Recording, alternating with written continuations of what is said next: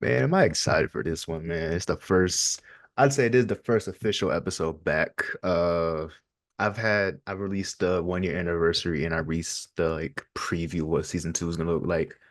This is the first one back. I got the video back. I've been making the videos in the mic. I got, I got my apartment back.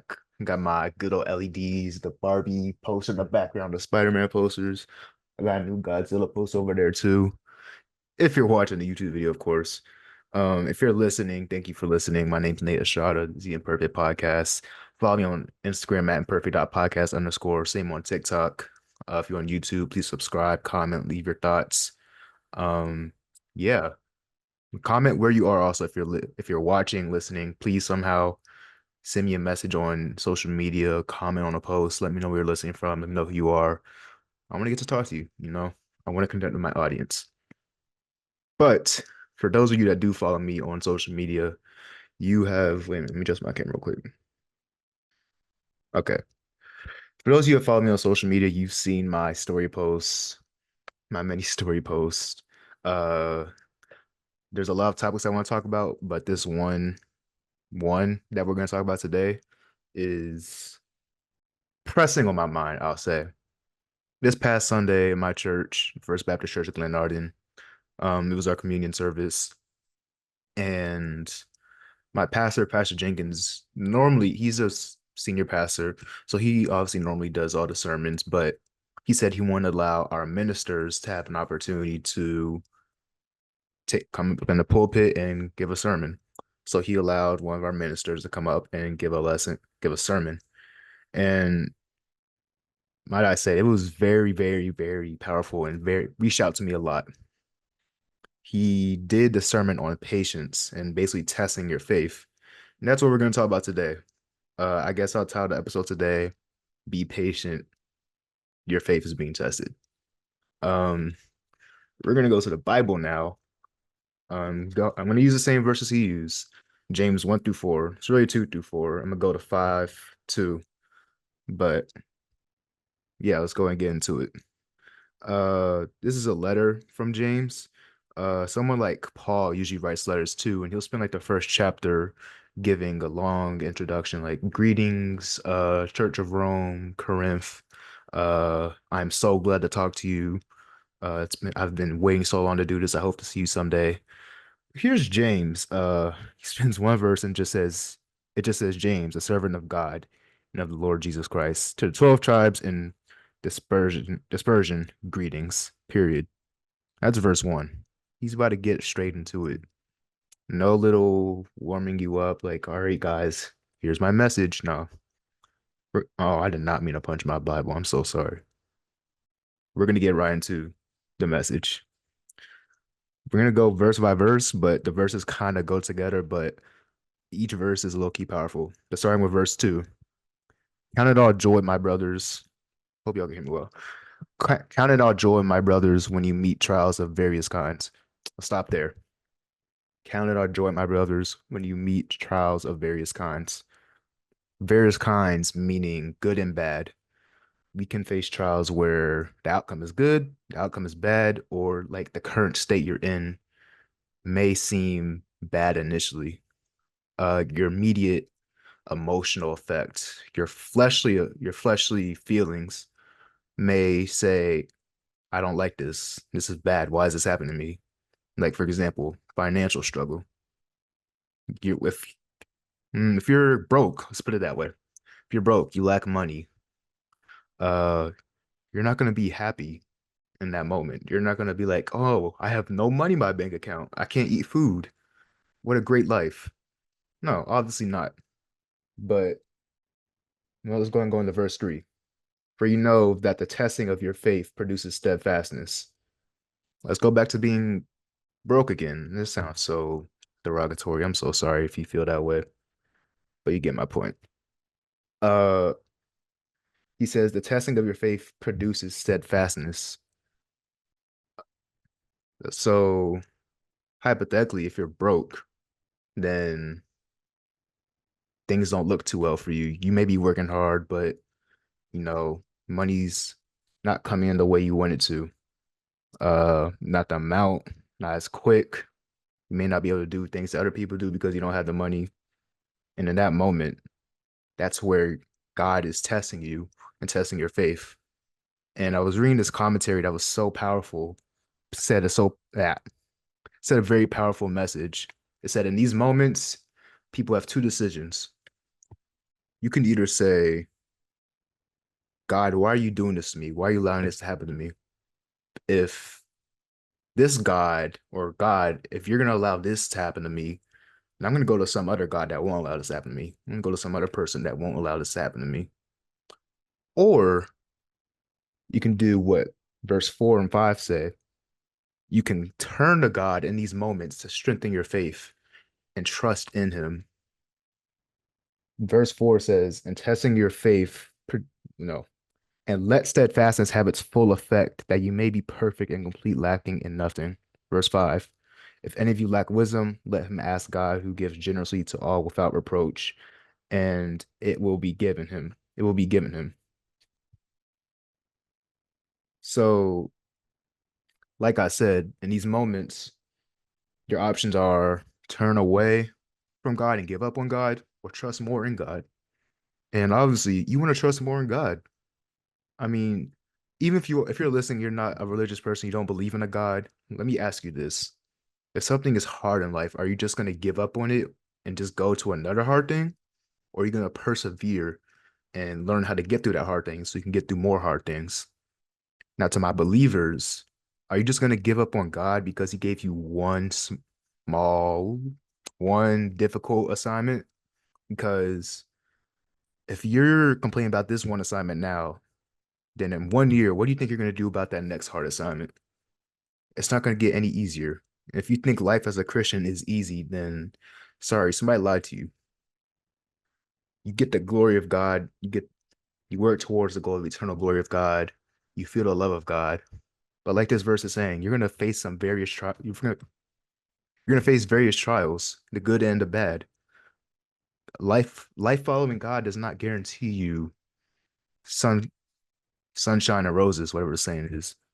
Like you're gonna be tested. You have to be tested. It's like in school. You learn lectures, you learn lessons, you learn math equations and all that type of stuff. Then once you finish that section of the lesson, your teacher provides you a test to test your knowledge. And based on that, that determines, okay, do we need to go back?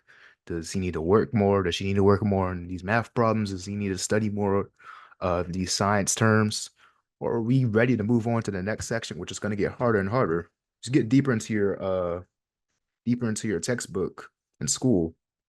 Lessons just get harder. Like math, you start off learning addition, subtraction, not even that. You start off counting numbers and learning all the numbers, addition, subtraction, multiplication, division, PEMDAS, all of that. Then boom, high school, you get to algebra, geometry, pre-calc, maybe even some calc. Boom, you get to college, more calc, more and more calc, trigonometry, uh, some things that my friends say that I just can't even comprehend. It gets harder. Life gets harder. So you can't just give up on God and give up on all these challenges just because you don't like them, just because they're hard. And listen, I brought up being broke. It's easier said than done to it's easier said than done to just say, "Oh, I'm broke, but I know God has a good plan for me in the future." While it is true, and while it's a great mindset to have, it's hard to just say, "Boom, let's see the good in this." It takes testing of your faith, which is what James is saying here. It's going to take time for you to build trust in God. It's not going to be immediate. And things just take time between you and God's plan for your life. And speaking of plan for your life, let's talk about Jeremiah 29:11. Everybody knows that says it's God saying, "For I know the plans I have for you, plans of prosperity and welfare." Yeah, God has a good plan for us. Yeah, see, you all put them, everybody puts that in their Instagram captions, descriptions, favorite Bible verse. Yeah, but go to the next verse when he says you're gonna be in exile for 70 years. Um, you didn't realize that, did you? Now, we aren't gonna be in we may not be in exile for 70 years. I mean, who knows? Maybe that's gonna happen to you. I don't wish that on somebody, but your 70 years is going to be your development, your faith development. I like to use the term character development when I go through things in life. I've developed this mindset that James is talking about. I say that very humbly, by the way. I don't mean to be prideful, but it's good to know that I practice this mindset even after I was taught this sermon on this past Sunday.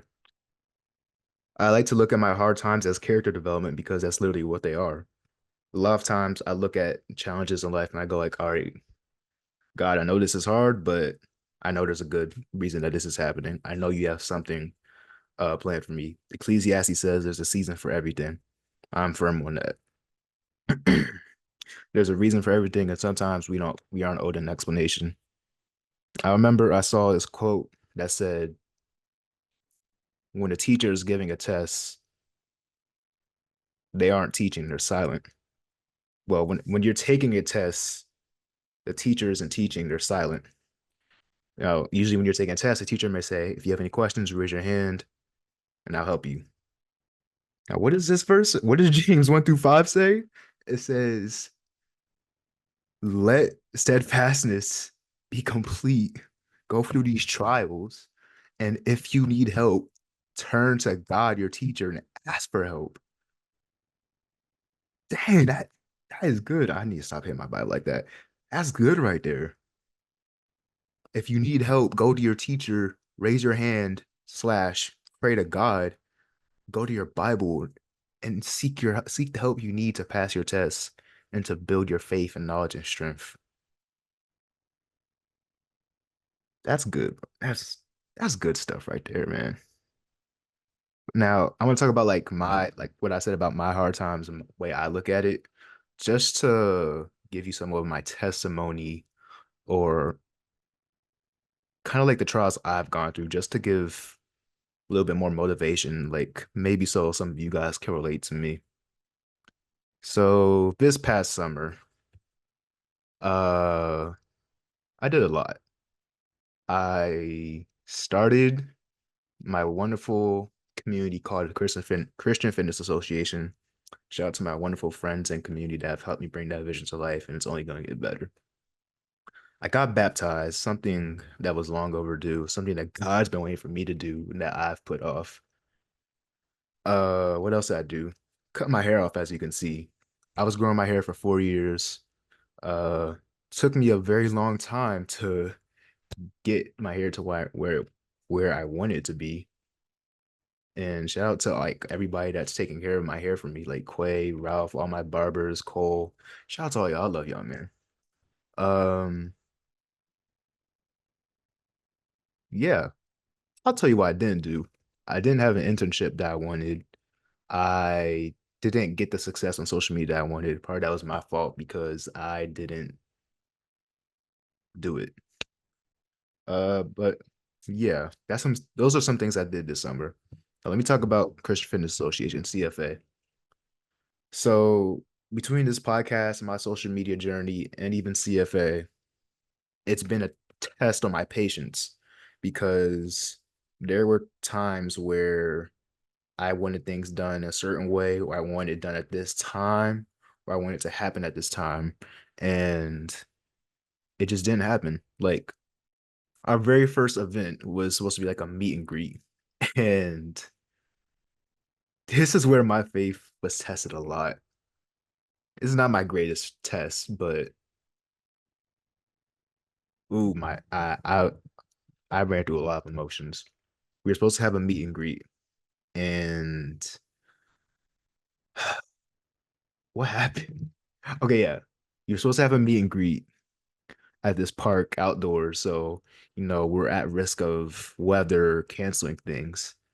And I checked the weather a week before, 2 days before, one day before, day of. Weather was chill. And I get off work. I'm like, all right, bet. It's time to go to the meet and greet. I got the ice and the coolers and everything. I'm ready to go. Boom, a big storm comes. We got to cancel. Boy, am I upset. Uh, I was upset for like 2 seconds, but I ain't gonna say 2 seconds, maybe 2 hours. But I was really upset. I was like, am I really, is this really happening? Like, maybe I should just give up. Maybe this isn't God's plan for me. Maybe I'm just making all this stuff up. But my friends, they're like, Nate, it's all good. Don't let this discourage you. They said, let's reschedule for another day this week. I was like, all right, bet. Not working this Thursday. Let's do it this Thursday. So I brush off the emotions. I'm cool. I'm like, it's okay. It was just a test of my faith. And there's no need to rush all these things that happen. It'll happen in God's perfect timing because God is never late. And then here comes Thursday, weather's all nice and stuff again. And about an hour before the rescheduled meet and greet, I'm leaving the crib. I stop to get gas, and Beam texts me and says, "So it's hailing outside," because he lives by the place where gonna have the meet and greet. And I just look at my phone and I start laughing. I just text, "There's no way. There's no way this is happening." And he sent a video. It was indeed hailing. But luckily, it only lasted 10 minutes. So I was like, all right, guys, we're still on. We're still going to do this. We're going to persevere. We're not going to let this setback stop us.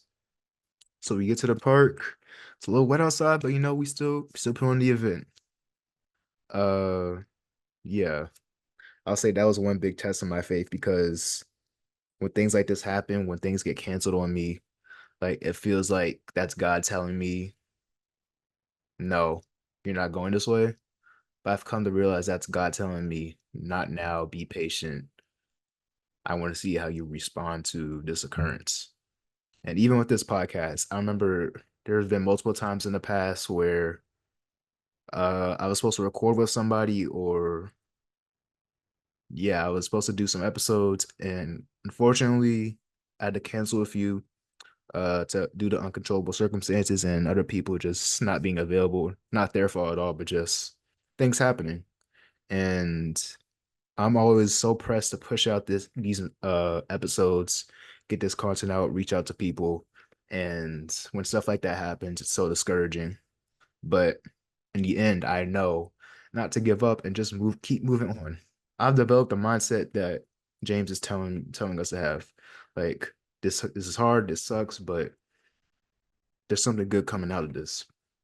And it may be a different plan, it may be change of our mindset. There's so many things that could come out of what's happening to us in life. But it's like this verse is saying, you just gotta be patient. We just gotta trust God. We have to turn to God if we don't know what to do or don't know how to think or things like that. I'll to finish it off. I feel like I had a lot of things I wanted to say, but I forgot them. I properly prepared for this episode, like did a little bit more preparation than I usually do for other episodes, but uh, I feel like I'm missing a lot, but I do want to tell you how God, I feel like I've told this story before in other episodes, but yeah, I want to tell a story about how my faith was tested and how I gave up on God temporarily. Um, I don't want to say give up on God. It's more like I got mad at God and I turned my back to God. So 2021, no, 2020. I think it was I think it was 2020. Uh yeah, 2020. Pandemic. Everybody knows 2020 is a COVID year. Uh Years leading up to 2020, even now. Uh my grandmother had developed Alzheimer's, memory loss, signs of dementia, stuff like that. And I remember my parents always told me about it. They were always talking to me about it, like, your grandmother may forget a few things. And even now, I'm fine with it, but they're like, she's not really the same as she's not the same way that she used to be. Um, yeah, like she's not gonna remember a bunch of things. We need to keep a close eye on her, stuff like that. And I kind of looked at the way that like my parents and my grandfather were around her, and like yeah, keeping a close eye on her and like helping her with things. And I always thought my grandmother, like I could tell she was changing and like the Alzheimer's was getting there. But I always thought to myself, as long as she remembers who I am and tells me that she loves me, I'm a happy camper. So 2020 gets around and we're all quarantined, stuck in the house, and I hear that she's not doing too well. Like it's starting to get progressively worse. So I remember during the pandemic, like I want to say April. Was it April? Yeah, I think it was April, around April of 2020. Uh, there was one time my parents, and my sister went to go visit my grandparents, and I saw my grandmother. She was laying on the couch. She didn't physically look the best. Uh, but I remember I called her Grammy. I said, "Hi, Grammy," and she said, "Who are you?" And at that point, um, that was rough. That was rough. Cause I remember I told at that moment I told myself, dang, I remember I said if she still remember she still yeah, if she still remembers me and she says that she loves me, then it's all good. But then here comes a day where that didn't happen. And at that point I'm like, okay, let's not panic because I can see like everybody else in the room, like from overtime, is just not feeling the best about her current state. So I'm gonna be the one to stay calm. Another thing that I can get into another episode, but I'm gonna do the best. I'm gonna stay calm, not panic. Everything's gonna be okay. It's gonna be just be optimistic about it. And then maybe a few weeks later, I don't remember this timetable well, but a few weeks later, she, at this point, restrictions related to the pandemic starting to get lifted, and I was able to go back to work. So I remember I woke up one day and my mom was gone, and I have this app called Life 360 where I can see everybody's location in my family. So I see that my mom and my grandfather together, but they're not at their house, at my grandparents' house. But I didn't make that much of it. But then my dad texted me and said, your grandmother had to go to the hospital. Your mom's with your grandfather right now. At that point, I still didn't panic. I still was like, it's okay. She's gonna get out the hospital. She's gonna be fine. Uh, then, what happened? So I think a day goes by, and I didn't talk to my mom that day because she was gone most of the day with my grandfather. And then the next day, I'm about to go to work, and I go down. I talk to my mom. I said, "Hey, are you okay?" And is my grandfather okay? I call him Ginga. I says, "Ginga, okay?" And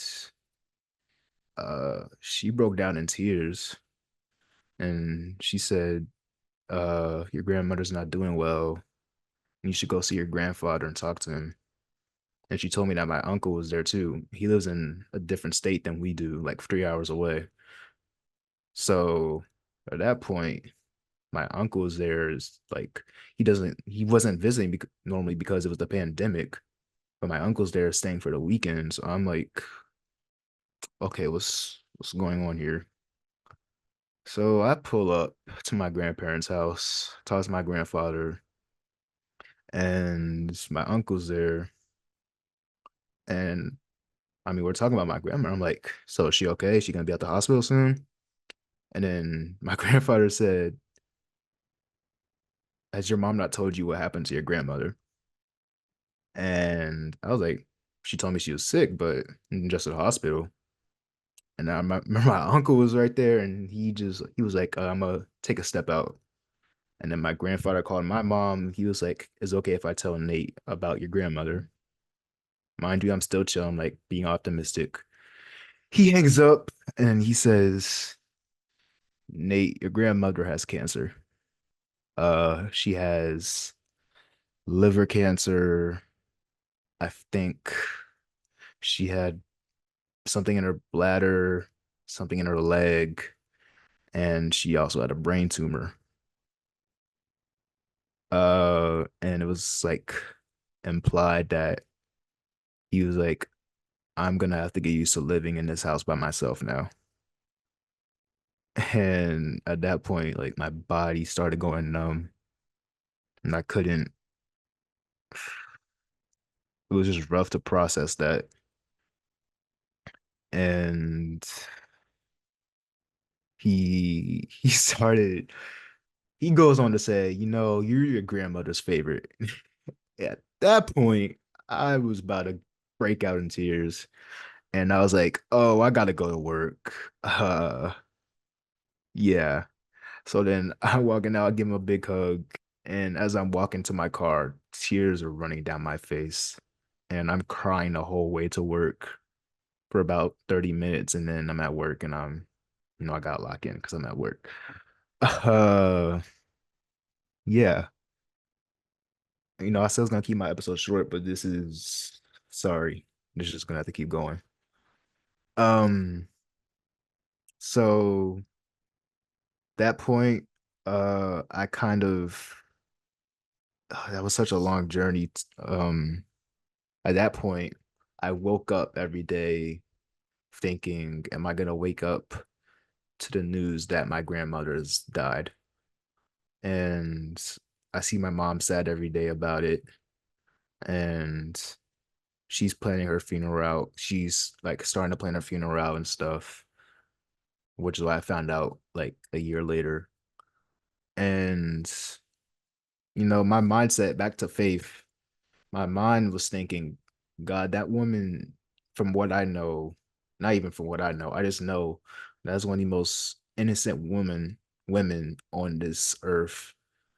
And she's done nothing but bless my family and everyone else. And how could you do this to her of all people? And why is this happening to us? So I'm angry at God. Like I'm at that point, I'm like, I can't believe, and I was in like the process of getting myself right with God and growing my faith and being so much more serious about uh my faith in God, like reading the Bible every day, watching past church sermons from my church on YouTube.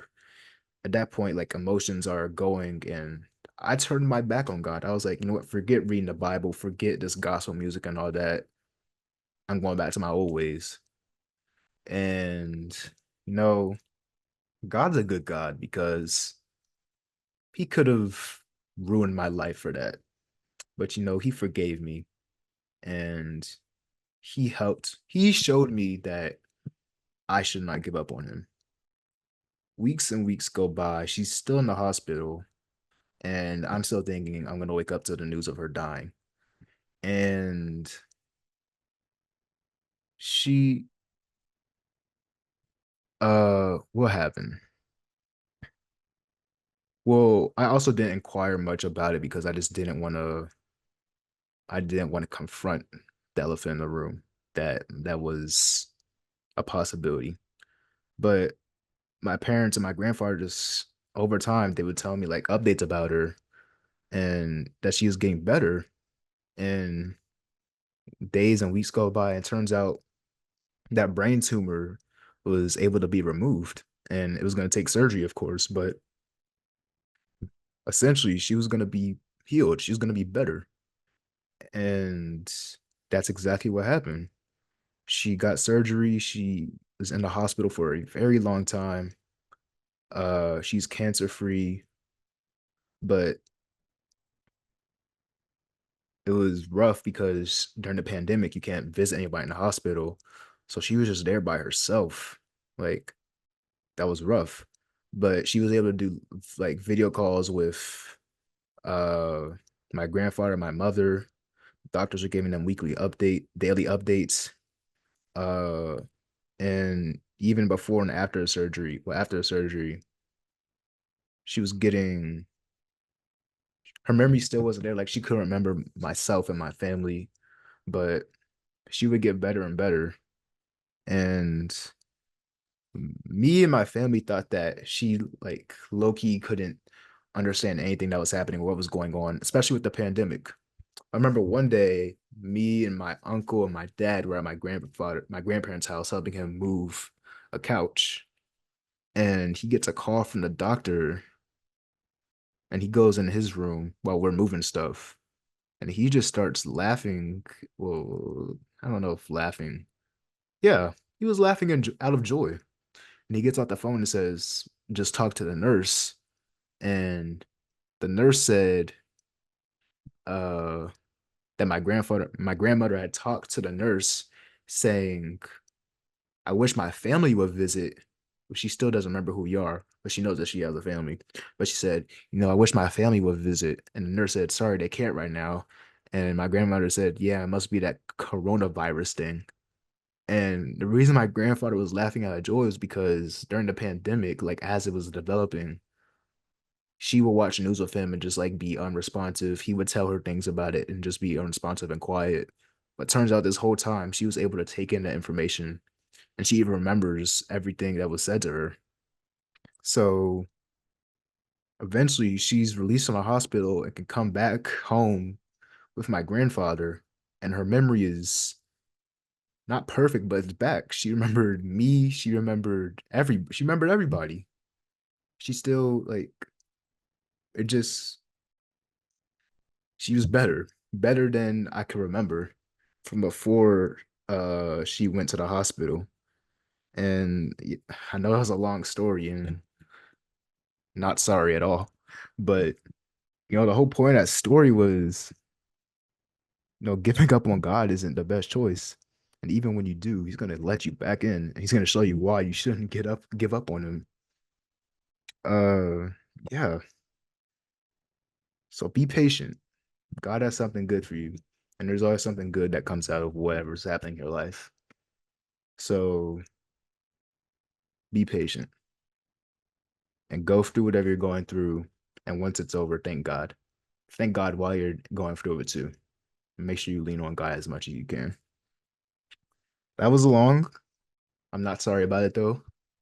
Uh yeah. If you're still watching, I hope you are. Thank you for watching or listening. Again, follow me on social media. It'll all be linked down below. Instagram at imperfect.podcast underscore. Same thing on TikTok. Listen on YouTube, subscribe, like, and comment, and all that. Thank you for listening and watching.